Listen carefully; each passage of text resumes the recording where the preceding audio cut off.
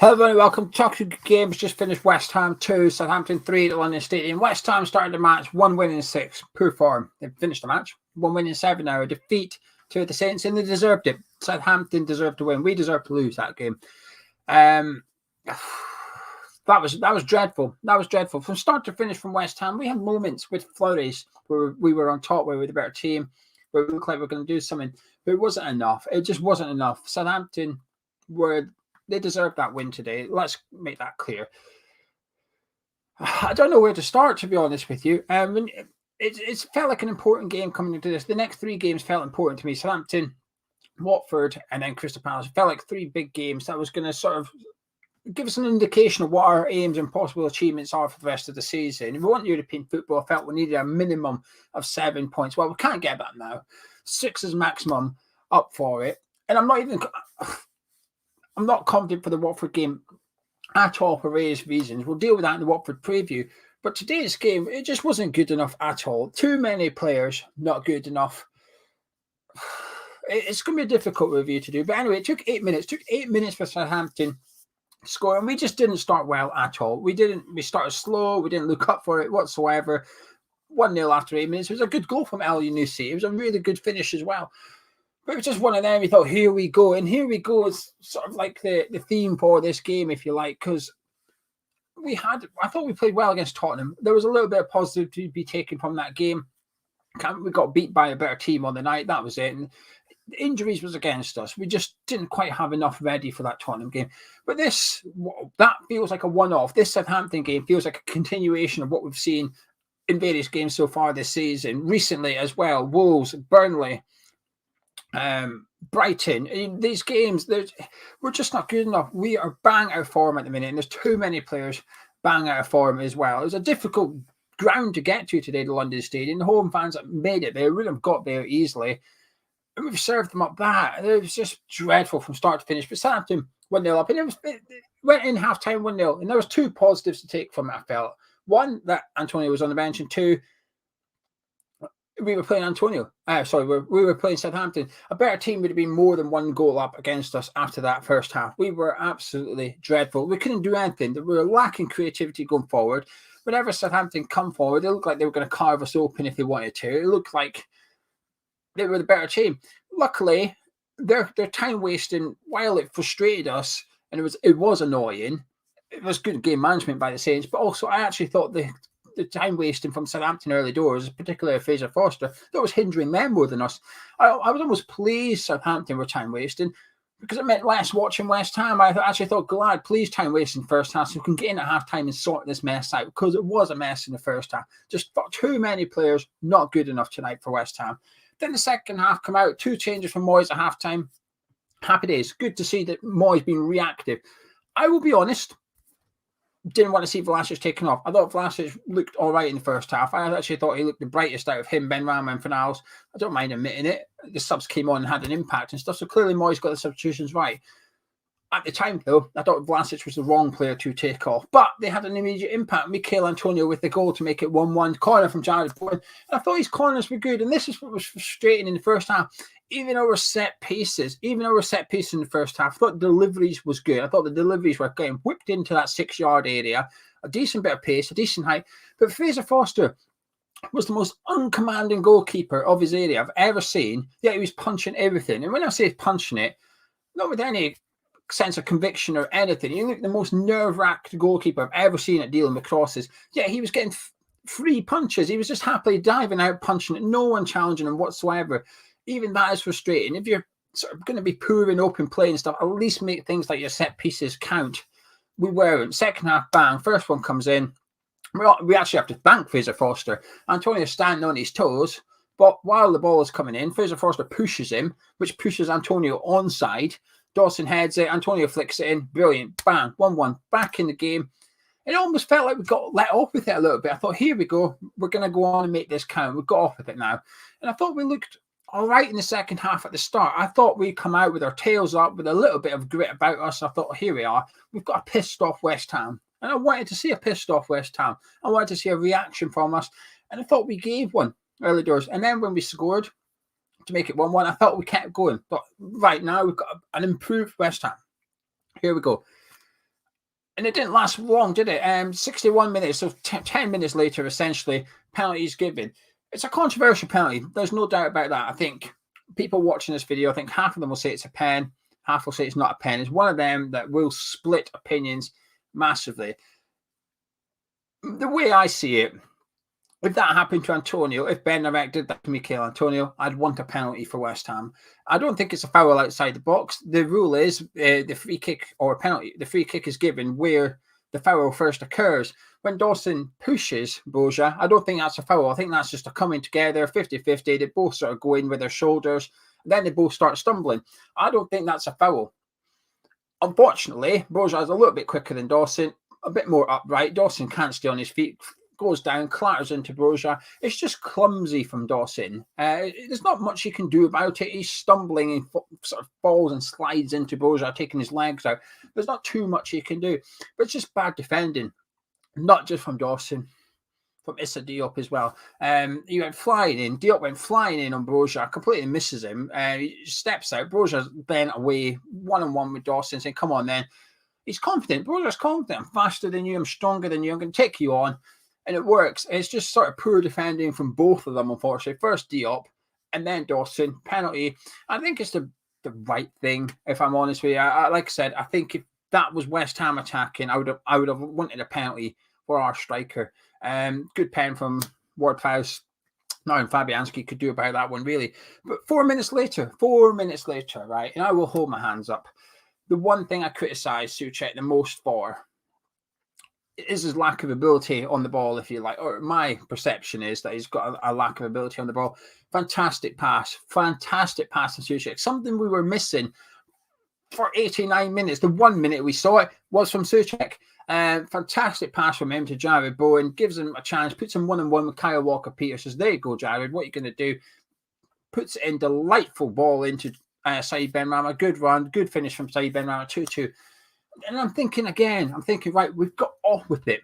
We've just got off with that again. Here we go. We're now on to our third life of the match. Go on and make this count. We've got a bit of momentum. Go on. It got the crowd up. Some of the players look fired up for it, but not everyone. Some of the rest of the team, other players in the team, almost look unfazed by the fact we've just taken back to 2-2. Was I any more confident we were going to on and get a third? Not really. I was confident there was another goal coming. I just didn't know who to. But I was also confident we'd got let off with it so far.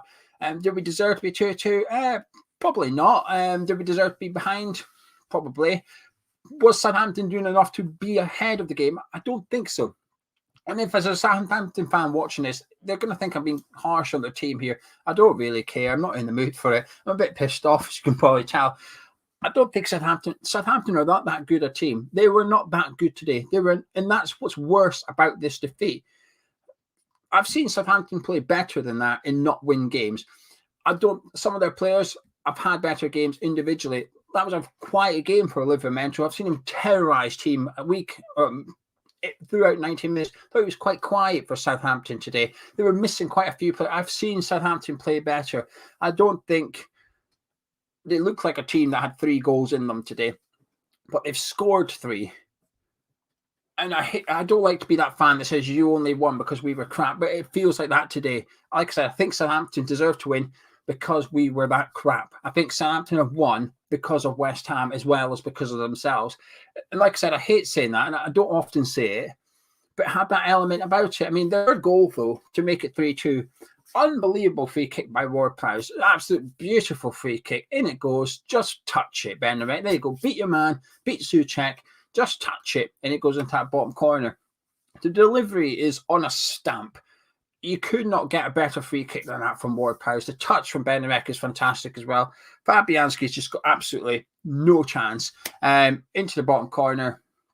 And it's just one of them. You watch it again and again, and it's Souček's man. It's Souček's following Benrahma. He doesn't even jump in the end, Souček. Benrahma's completely annihilated him at this point.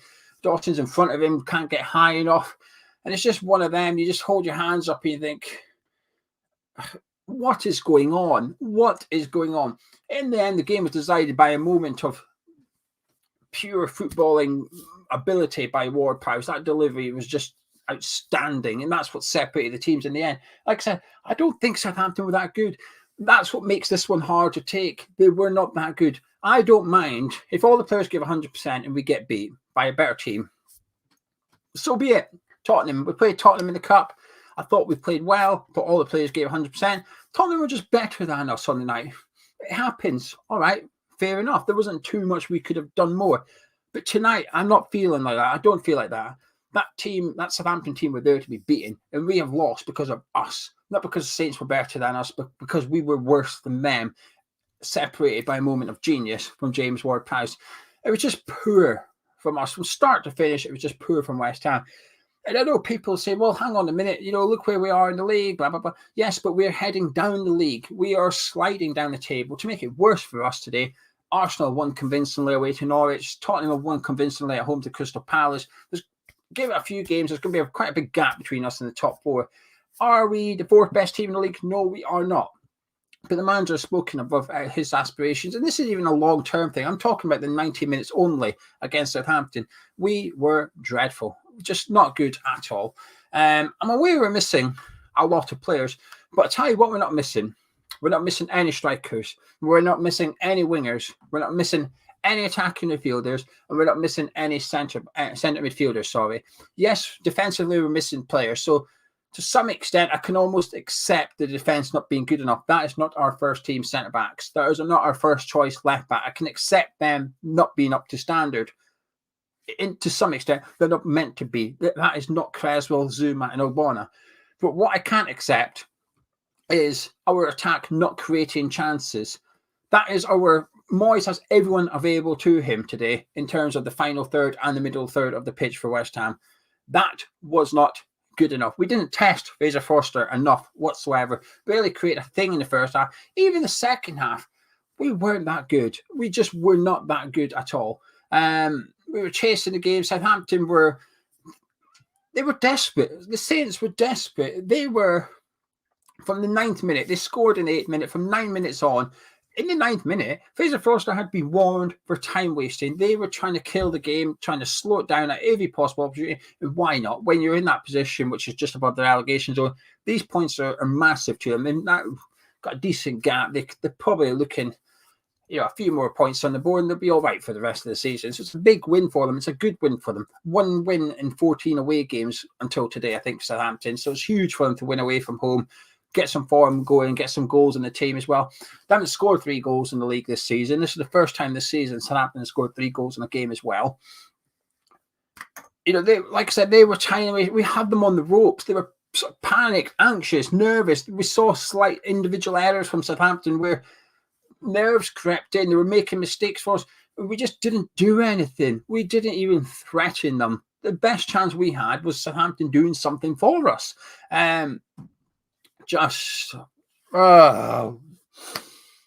Really bad day for West Ham. Really bad. It's not just a bad day or a bad game. Bad form. 1 win in 7. It's concerning. That is concerning. It doesn't matter who you are. Even if you're down the bottom table, even if you're the worst team in the league, if you're Norwich City or Burnley, where 1 win in 7 is bad form. You don't want that. And it's concerning. It's becoming concerning.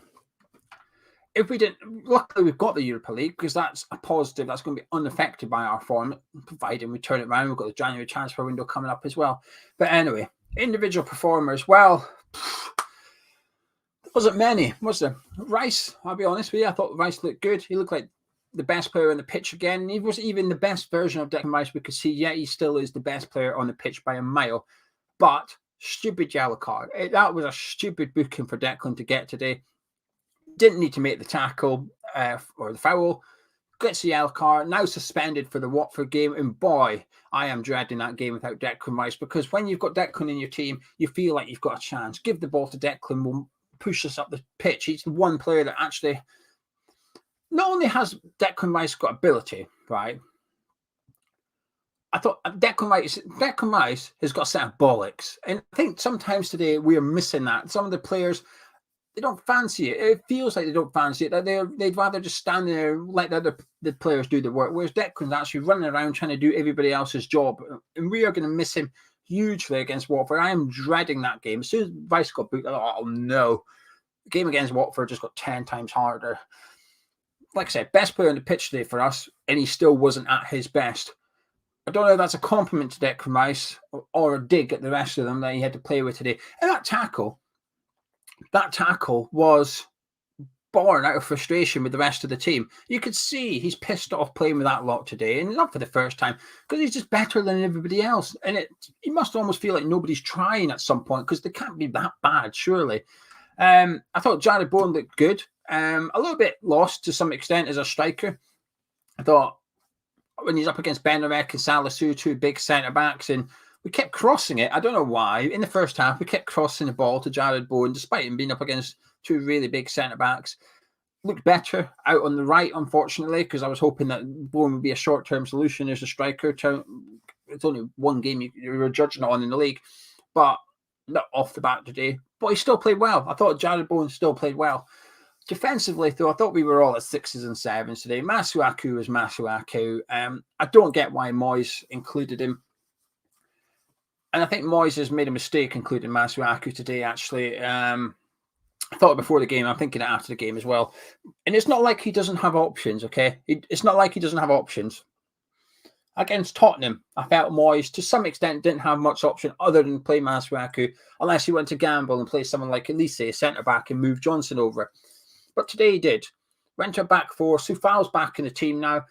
And on the bench, we've got Ashby, Fredericks, Ben Johnson. So there's plenty of options there. In particular, Ben Johnson, just back from injury, yes. But Moyes has played him at left back before. He's been fine left back. And I know Ben Johnson sometimes doesn't create enough, and sometimes going forward at left back, he's not the best Ben Johnson. I'm sorry, but let's not pretend we've been defensively sound in the last few weeks or something. Ben Johnson is a better defender than Arthur Masuaku. I see no doubt why Johnson shouldn't have started that game at left back. Is Masuaku at fault for any of the goals today? No. But didn't mean he had a good game. He was poor for 90 minutes from start to finish. Whenever we needed a cross, he put one or two half-decent ones in. Right at the death, though. Takes 2 or 3 touches and pings it into the side net from a cross. He's just not good enough. And that's on Moyes. That selection, Masuaku, that's on Moyes today. Who else have we got? I thought Soucek was poor again, but the best pass of the game. However, in games like this is where I just want to see Soucek in the box. You know, we're desperate for a goal. The guy in the air is one of the best in the Premier League, and he's not. We're putting in crosses. He's not in the box, and when he is in the box, we're not putting in crosses. It's frustrating, but he had a poor game today as well.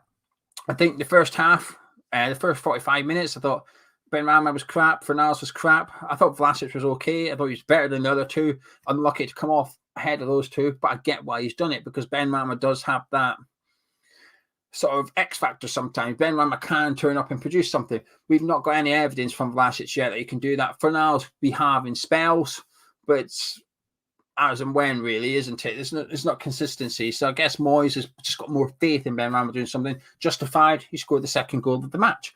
But overall, I thought Benrahma had a better second half. I thought the first half, I don't think he was particularly good at all. Just too many players. I thought Lanzini looked good when he came on. I thought when Lanzini came on, I thought he's neat and tidy. But the problem is, it's almost like, I don't know, the players around him are almost not good enough for him to play with as well. It's like the Declan Rice de facto thing here. It's just frustrating. What a frustrating game that is, because we were just poor. I feel sorry for the fans that have gone today, because, like I said, it wasn't easy to get there. There was hardly any trains on. It was difficult to get to the stadium. That's without adding in things like Christmas, COVID, weather. When you add all those things in, it's not a nice game to attend. You saw it in the stadium. I don't know, 30,000 people there. Maybe the stadium was half empty. And those that went deserve something from the players to make it all justifiable. There's a couple of people in the live chat saying they're at the game, they're on their way home, and they wish they never went, kind of thing. It's not nice to hear that, but you can completely understand why. Just such a bad performance. And Moyes needs to do something. We need to see a reaction from the manager, and we need to see a reaction from the players. But the problem is, it's not the first time we've said it recently. We've said it after 3 or 4 games in a row now. We need to see a reaction. We need this player. Before today's game, there wasn't much from Benrahma or Fornals to justify starting them. I don't know why both started. I get why one of them would start, but I thought Lanzini looked okay. He's a couple of quiet games since he started, but he's not been bad. Whereas I think Fornals and Benrahma have been started today ahead of Lanzini. And yes, Benrahma got the goal, but you take that away from him. I don't think he did that well. Everybody's to blame a bit today. Everybody's to blame. And I think that's what makes it worse. I think sometimes it's easier if someone's done something wrong. You can say, well, it's his fault, but you can't do that.